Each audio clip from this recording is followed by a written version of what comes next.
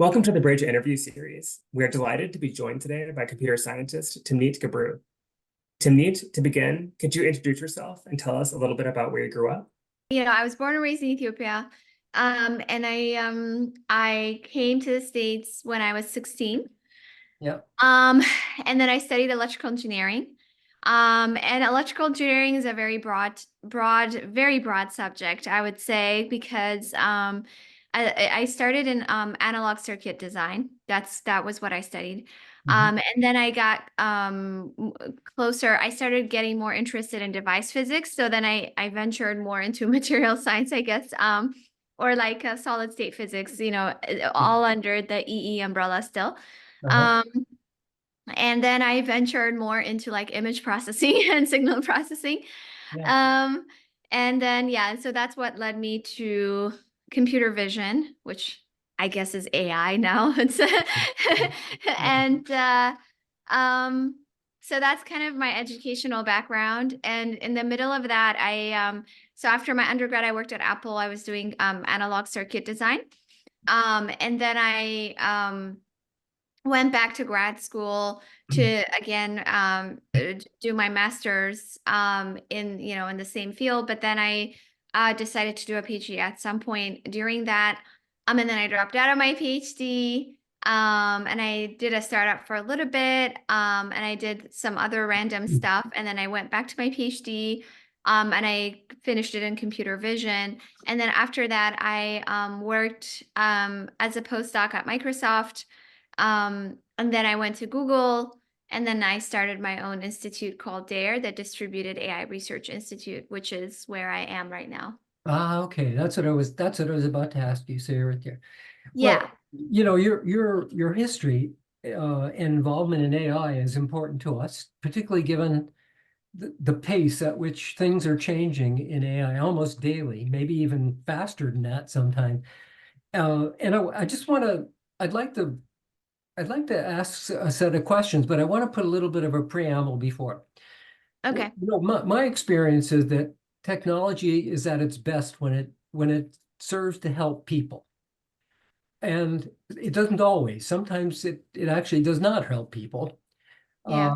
And in order to introduce a technology into the marketplace, there are usually a set of risks that people have to consider.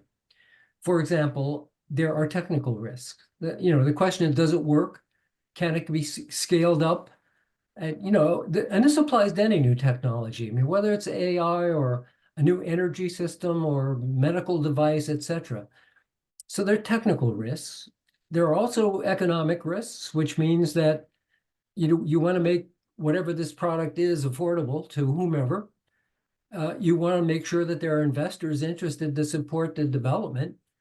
And I think technologists have been very, very good at both of those, at managing both those risks. But I'm concerned, and I sense that you are very concerned about the social risks, because what I find is that it's sometimes the technology works to help people as I hope it would, and sometimes it does not.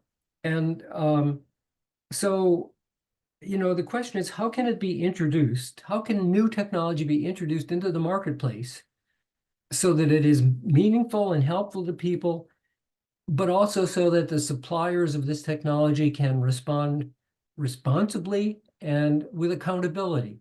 And I think this is particularly true today of AI. We see how fast it's growing, and there's a great deal of public concern, a lot of expression.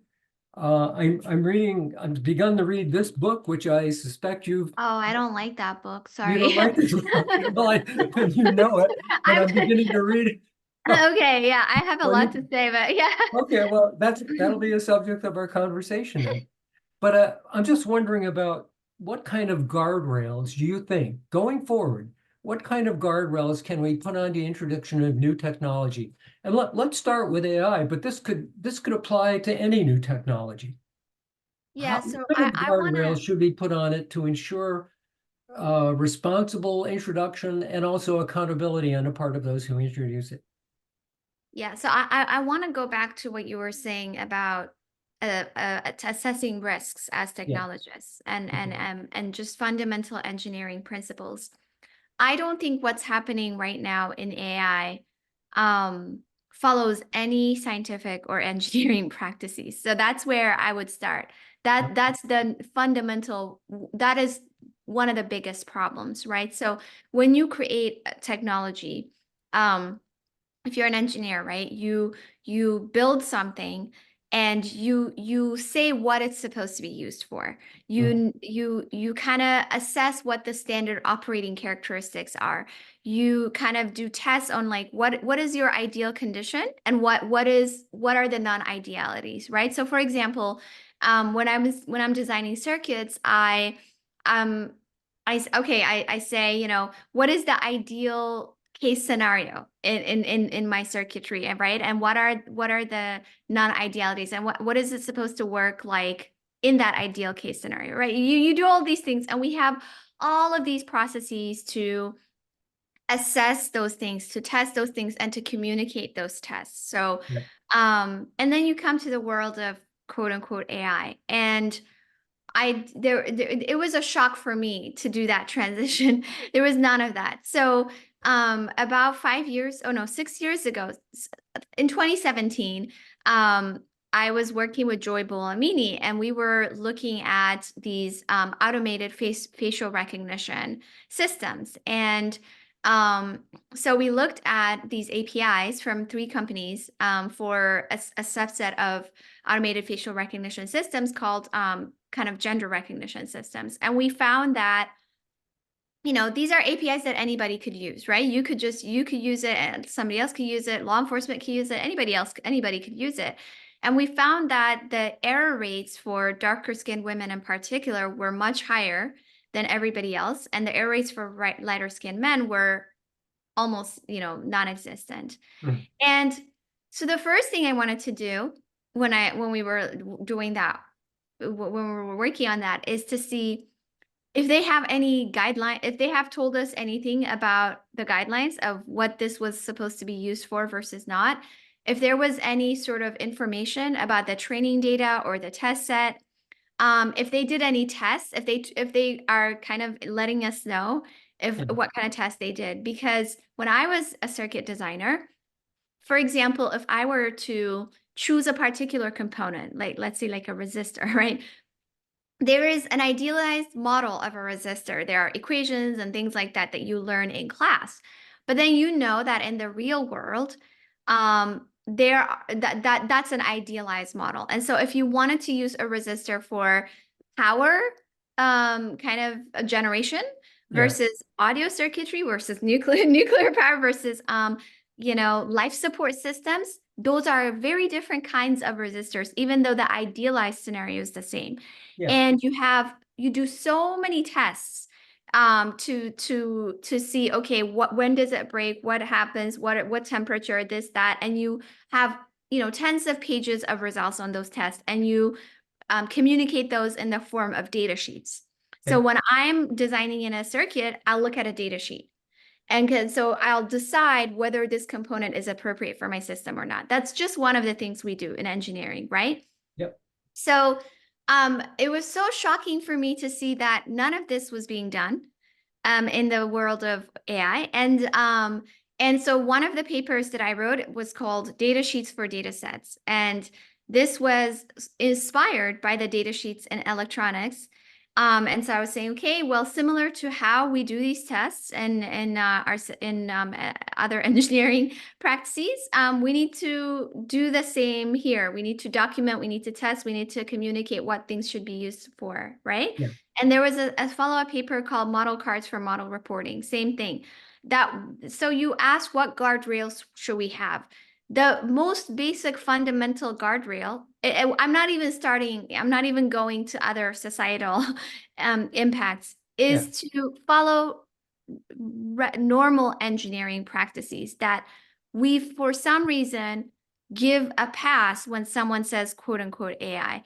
That shouldn't happen. And so now, so those were sort of the way that has been my approach. That's been how Yeah, I see. my engineering background has been grounding me. Now, fast forward to now, we've moved on. So I gave the example of face recognition or automated facial analyses. Even in that case, there are all these issues that I just mentioned of not knowing what things should be used for and documentation and things like that. Of course, there are also issues, even if you kind of accomplish all of those things and you write out all the documentation, do all those tests, you don't have any error disparities in error rates by different groups. It can still be super harmful because you can use it in a harmful way. You can use it to over police already discriminated against and marginalized communities. And you can do that perfectly well, and that could still be harmful. But before we get to that, there's the fundamental kind of testing and documentation practices that I mentioned. Now, fast forward to now, right? So initially, I'm talking about a specific task, which is automated facial analysis, a specific model that's created for that. Now we're in a situation where people are claiming to be creating things that seem like a machine god, that are supposed to be everything for everyone. So there's one example is, everybody is talking about AI now, mostly because of OpenAI, right? They have a chat bot that if you go to the README profile, that apparently claims to be able to do literally everything. And so when you read how Facebook or Meta advertised their system called Galactica, they said that this is a system that can write scientific papers, create, molecule, do the molecular thing, write code, extra, and more. So now let's go back to what I was talking about. How do you assess what this should and shouldn't be used for? How do you test for the idea, how it is supposed to operate in the ideal conditions, or what the non-idealities are, etc., right? You can't even do that because they're advertising it as a system that's supposed to be able to do literally everything. So already we have lost in terms of safety because you haven't designed it to appropriately scope out what tasks should and shouldn't be used for, and then do appropriate tests. So let me take a step back then, because I hear what you're saying, but let's take the case of the internet. The internet was launched with the idea that it would serve as a platform for information and it would be available throughout the world.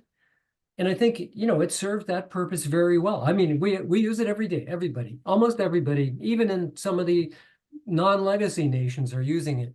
Hope now we're beginning to make that available.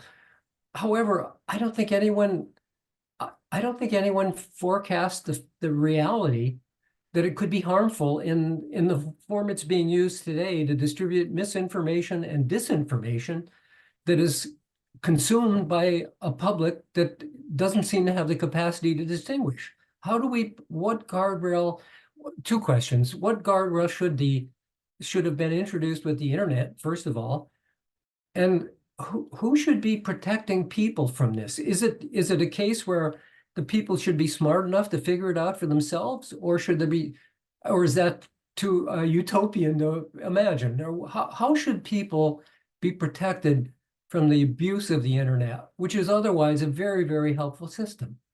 So the internet to me is very different from what's going on right now, right? Me as someone who works in machine learning, knows how things are trained and tested and things like that. Yeah. I see how things are being advertised and how things are being created, right? So the internet, there's a different protocols, TCP/IP, there's specifics there, right? Yeah. So what I'm saying here is before we even get to like what the very first thing that's happening right now in terms of protecting the public is the hype around AI, which is very harmful. So the scientists, especially, and academics who are cashing in with the current hype, journalists and politicians need to be very specific on what systems are being created versus what is being advertised. So I will give an example. So Sam Altman went and appeared in front of Congress and said that there needs to be an international agency akin to the atomic, you know, just to regulate AI, Yeah. kind of similar to that. Yeah. Was created for the atomic bomb. Okay. Now, what is this saying? This is saying that a company like OpenAI has created something so powerful that we don't know how to regulate thus far, that our existing agencies, federal agencies, are unequipped. And so we need to create this new thing because we need to regulate something that will look like, quote unquote, super intelligence, right? Now, this statement needs to be critically analyzed, because when we take this for his word, there's other stuff we're not thinking about. When you're looking at something, you know, when you assume that a company like OpenAI has created super intelligence, etc., you're not coming back down to earth and asking, hey, what are they actually building? Let's look at one of their systems, like image generation systems, for instance. How did they get their data? Whose data are they using? Well, actually, we don't know because we're not doing these documentation practices that we discussed. Yeah. We don't know whose data they're using. They're using a lot of copywritten material from artists who are not getting compensated. They're using private data, so they're breaching privacy, people's privacy. They are using exploited labor. There are laborers who are sitting and literally all day labeling, training and evaluation data sets and filtering them out and getting traumatized and getting PTSD and getting paid less than $1 per hour to do those things, right? That's what in reality is happening. But we're talking about a digital god superintelligence. We're not looking at these things on Earth that we already know about, which is data theft, labor exploitation, you know, and huge energy costs, right? Many of these other things. So so that's what I mean, right? There's things we know how to regulate, actually. There are agencies like the FTC federally who talked about how they reminded companies like OpenAI that they are within the jurisdiction of organizations like the FTC. There is nothing new about, you know, this kind of these kinds of practices that we're talking about. And there are already agencies that have already been built who can investigate these companies. So now Sam Altman goes to Congress and talks about how there needs to be regulation. He's very worried about superintelligence, and there needs to be something akin to, you know, international agencies, etc. And so people hail him as this Oppenheimer who's being, you know, worried about his creation, etc. His creation that he apparently can't stop building. At the same time, as he was saying this, there was the EU AI Act, which was dealing with some of the things that I just discussed. Transparency in terms of data sets. How are you getting these things, this data that is making you lots of money, but you're basically essentially stealing it? We don't even know. When he sees this kind of very specific regulation, he threatened to pull out of the EU because he said they were going to over-regulate these companies, right? So the first thing we need to do is we need to stop talking about this technology as if it is some sort of thing that's happening on its own, like a digital god or anything like that. We need to talk about it as if it's an artifact that is built by a bunch of different organizations using certain kinds of practices, and then we need to examine what those practices are. That's the first thing we need to do. And we already have agencies that do that, except the problem is that the hype has made a lot of, you know, our government and other kind of bodies, like even scientific bodies, not question the very premise of how these things are being built. Do you think that Ron, I'd love to jump in with a question either. Is that okay? Just like now? Yeah, before you get one. Yeah, so I Yeah. wonder, Timnit, if you could go a little bit further on like why we should be worried about the hype and the over promising and over application of these AI tools, like why we as like, you know, Society, non-experts, like why is this a problem that we should really be concerned about? So actually at Dare, we have a podcast called Mystery AI Hype Theater 3000, which every 2 weeks discusses a hype of AI hype and what has resulted because of that hype. So when you talk about something that's created as something that is so powerful, that and you know, kind of we're talking about it as if it's its own agents, it has its own agency, right? We're asking, can the machine be ethical? We're not asking, can the organizations creating this thing be ethical? We're saying, can AI be ethical? Can AI do well? We're kind of forgetting that there's a whole set of investors and regulators and engineers and, you know, people, etc., building something that and the responsibility lies within them. So you're helping them abdicate responsibility by talking about something as if it has its own agency. Now, when you kind of remove that kind of discourse, which we call anthropomorphizing AI systems, right?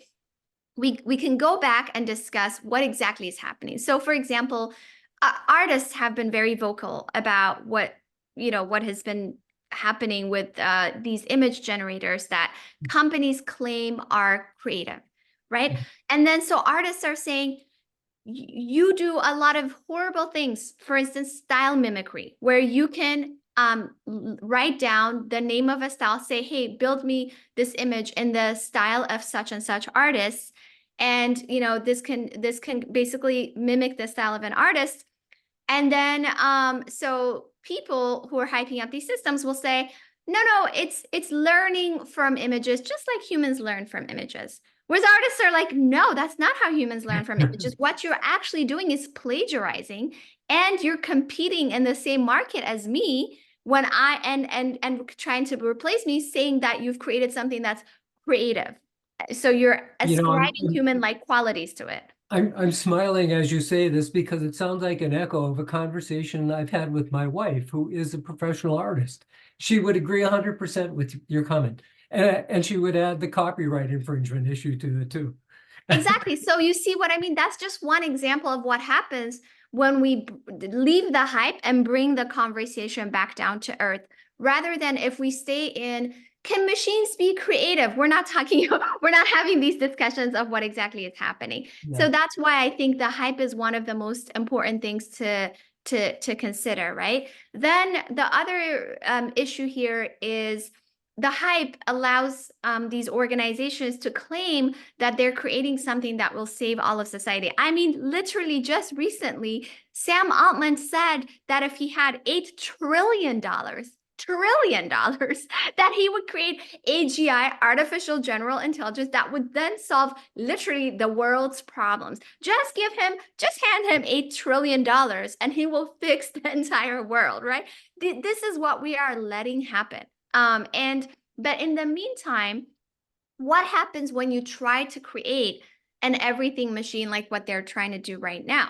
Is so one example is when you build task specific models, right? Something that you say, let's say I'm trying to build a model and I say that, you know, the goal of this model is to identify certain kinds of disease and plants. What I do is already, the scope of what I'll do is limited. The data set that I'm not going to try to have a huge data set. I'll curate my data set. I'll look through it. I'll document it appropriately, and I'll see whether this model will work for this appropriate use case, right? But when I say that I'm trying to build a digital god, then it's already intractable. The data set, what data set do I use to train this machine? I just ingest everything, whether it is, you know, people's private data, whether it is literally what the Nazis are saying on the internet, etc.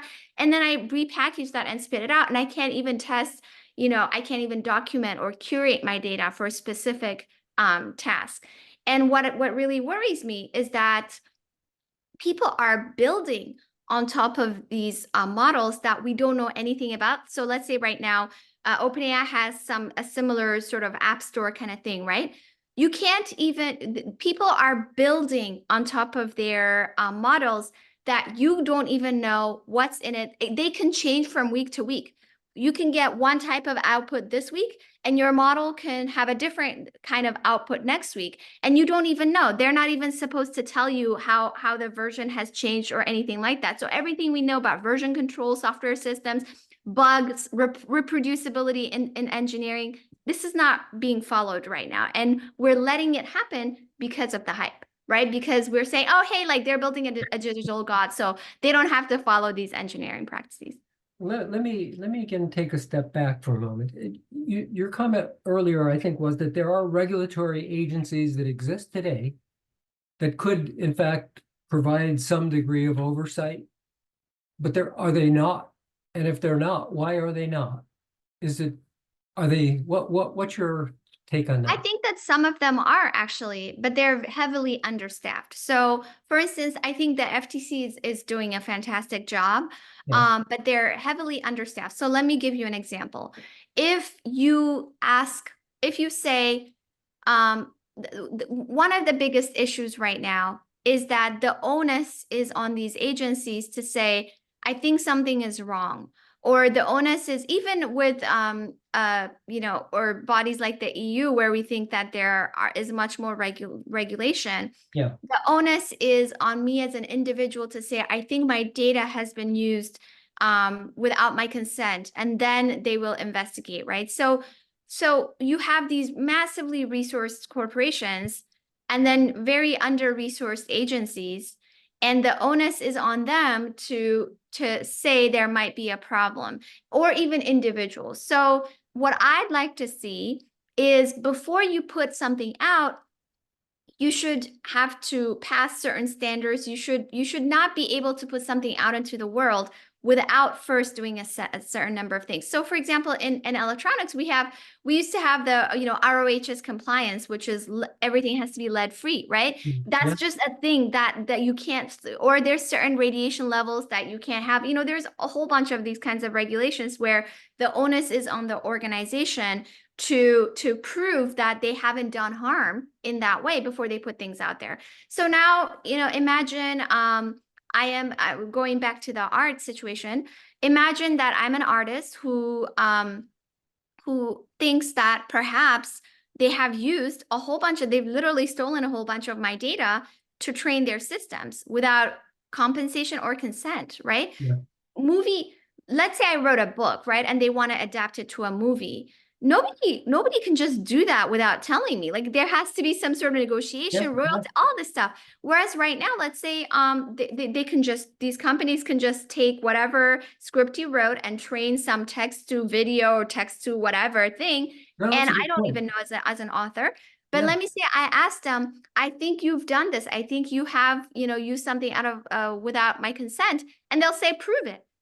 And I'm like, we have 5 billion whatever data points. Go through it yourself, and and you don't have you can't do that. And then you'll say, no, why don't you tell me that you haven't actually done that? We're like, well, we haven't really documented it. Well, they don't have to document it. There's nobody that is saying that you have to have a whole database of, you know what I mean, and make it easier for us to search through your data set or anything like that. So there's really very few requirements that they have to have in order to put these systems out there.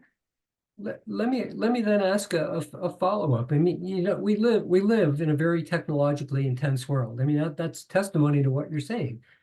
And while there may be regulatory agencies that have some potential power to provide oversight and accountability, for example, what do you think about the constitution of our legislative bodies? I mean, there aren't many members of Congress who are technologists.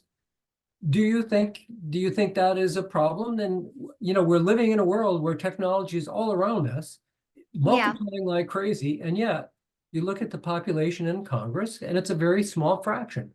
What do you think? Should that change? Why don't you run for Congress? Oh my God, I'm too loud. There's no way. No, I can't be in any governmental body.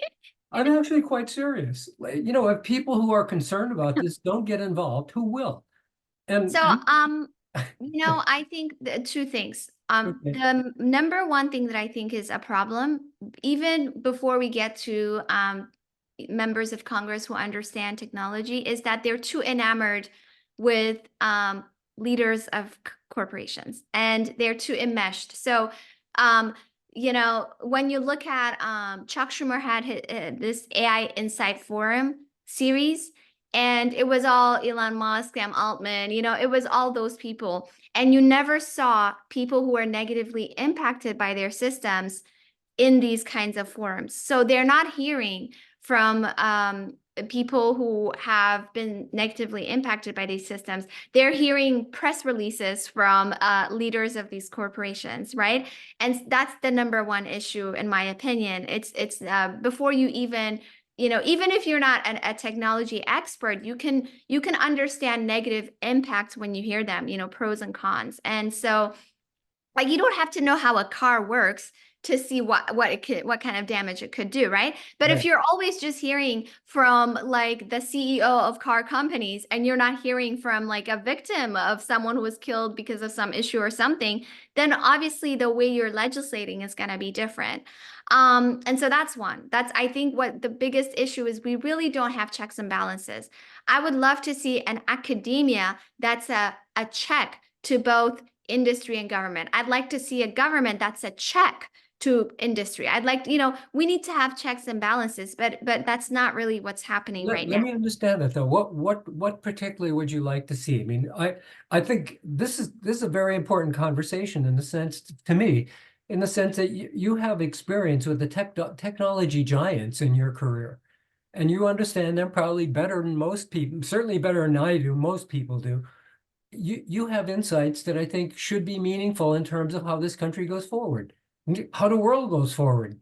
So what would you do specifically, if not electing more members to Congress, like yourself? And I'm serious. I hope you will not disregard that completely. Oh, no.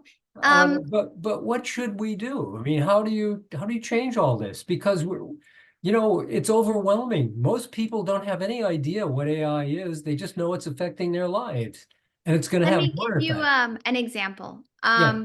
The National Science Foundation, Yeah. right? Mm.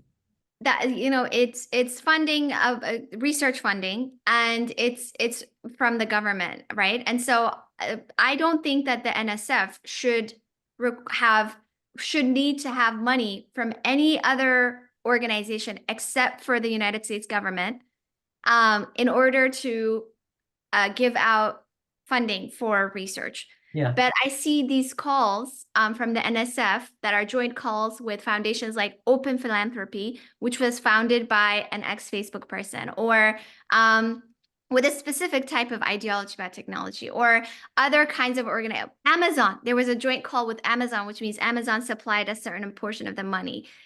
And to me, it's like, okay, if I should be able to have funding from the US government that is separate from Amazon, that is separate from any other sort of body, right? These are the kinds of things I'm talking about.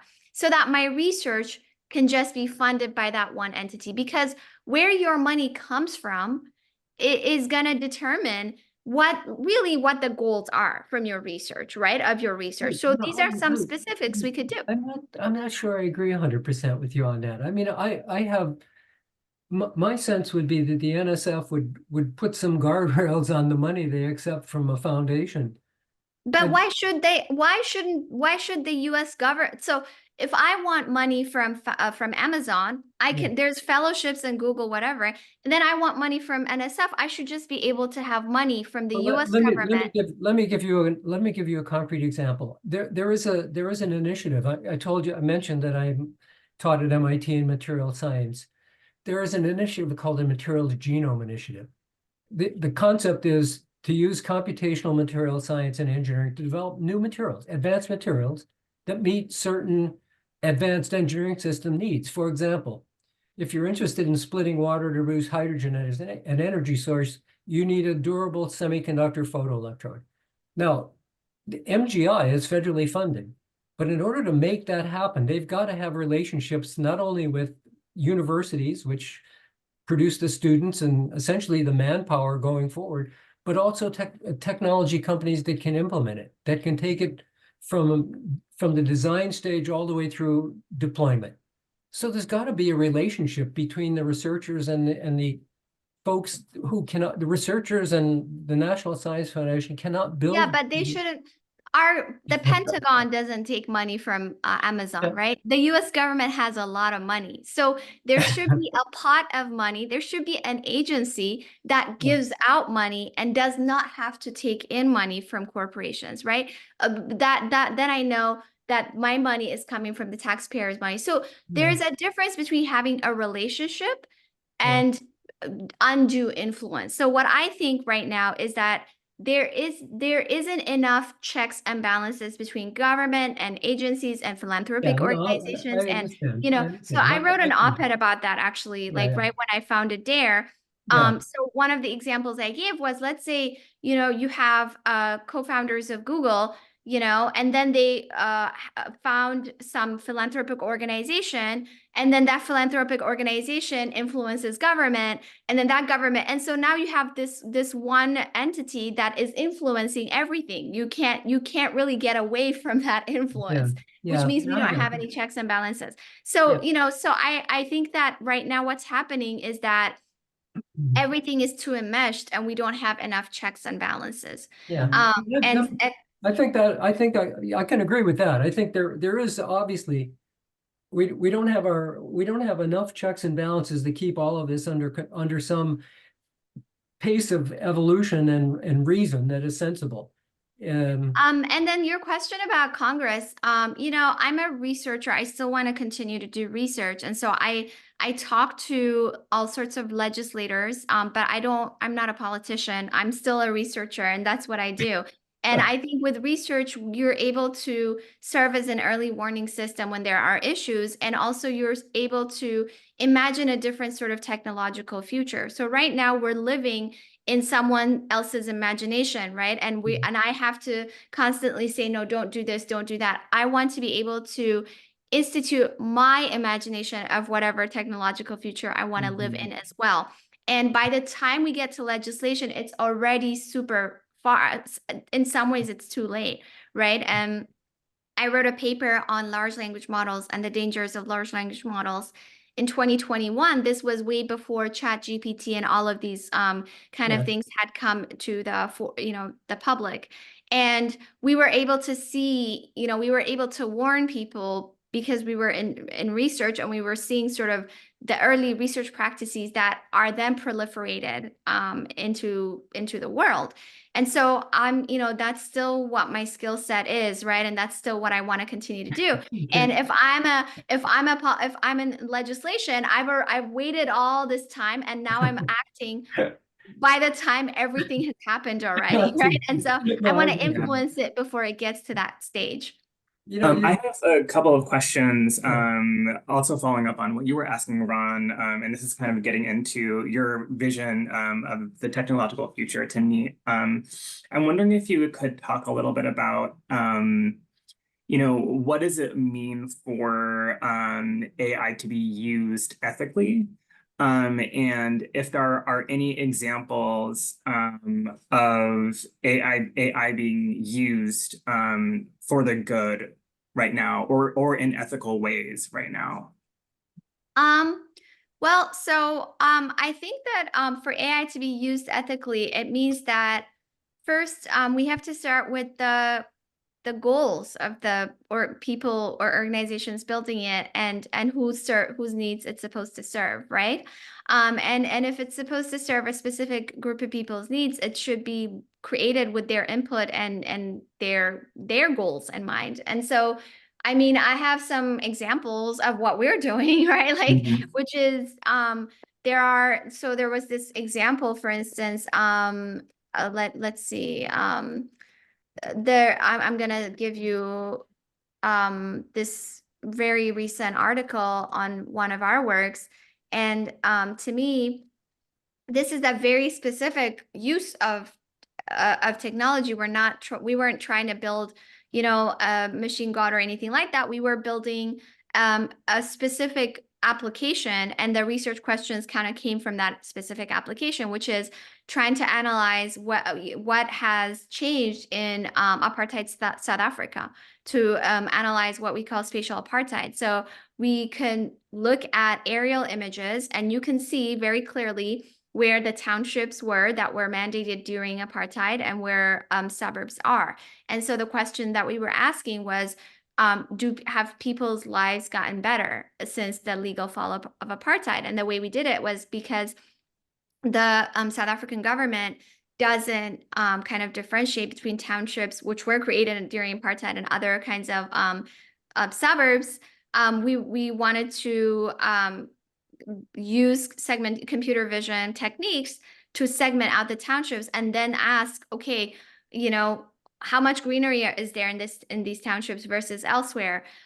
What about like different kinds of services? People know that their lives are actually worse, but they don't have the data to back it up, right? And so we could do that kind of stuff and then maybe try to force some sort of policy changes, right? And there's a similar work in the US where people were using satellite imagery to analyze pollution near prisons, actually, just to show that a lot of prisons are built in places that are highly polluted, right? And so that we did this kind of work because the goals came from the people themselves, who, like, the person who's leading this research project is a computer vision researcher, and she grew up in a township. So the goal of the project came from her experience.